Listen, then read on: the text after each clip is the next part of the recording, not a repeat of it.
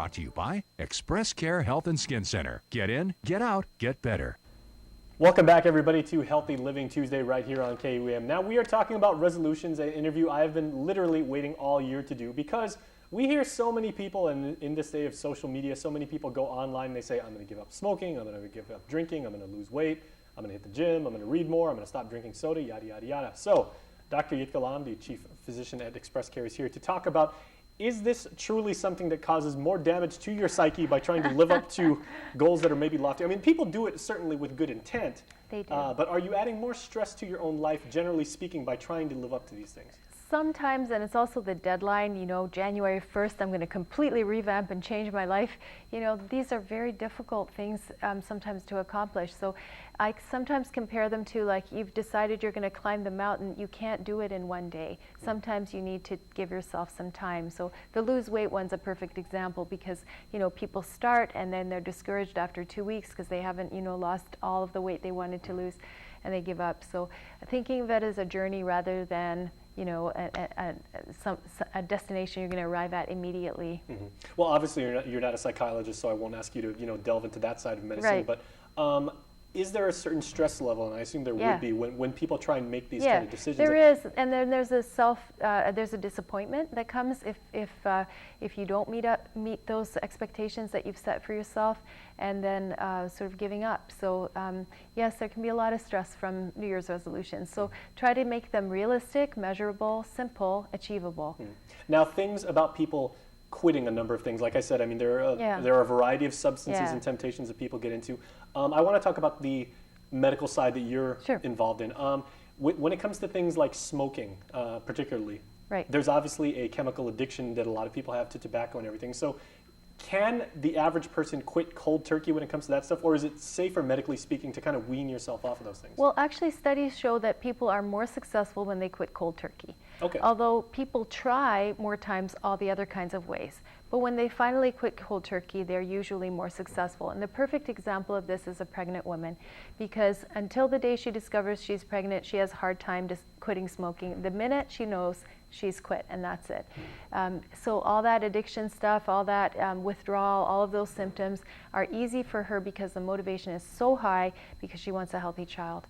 So that's what you need to do when you're creating New Year's resolutions, is create a motivation that is so strong, so high that you will achieve your goal. And do you tell your patients, you know, again, generally speaking, you know, make a plan to change your lifestyle, as opposed to say, on midnight, you know, January 1st and everything, I'm a completely new person, like, from here on in? Well, there's a plan, and then there's an identity change that you need to be aware of.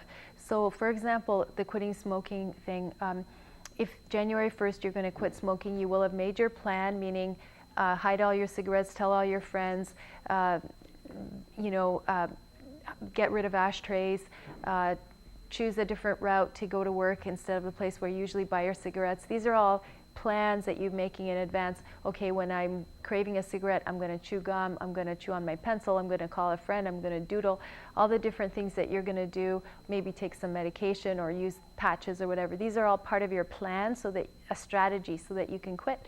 But then you also have to change your identity. And that's the harder part for us when we're doing a New Year's resolution, is that we actually have to decide that we are a non-smoker, not just that we don't smoke. We are a non-smoker. That way, when you go into a restaurant and they ask you smoking or non-smoking, you don't have, or not here on Guam, but elsewhere, you don't have that dilemma, am I or am I not? You just know that you don't smoke.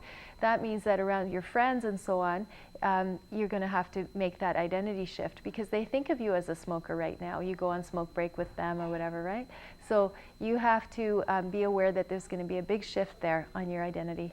Now, I want to talk about people getting fit, and, you know, like, free plug, and, you know, like, our producers are going to be crazy, but I don't know if you've ever seen one of these, Dr. Lom. If I can show it to you here. Now, this is Fitbit. This is something I buy because I'm a nerd, so I love technology. So this is a fitness tracker.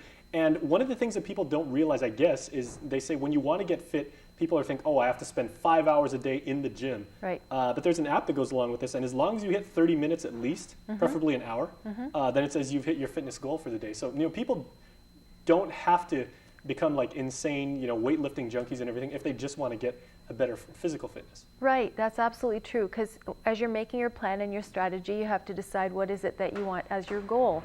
So if your goal is, I just want to move my body for 30 minutes a day and have a little bit of an increased heart rate, that's one goal.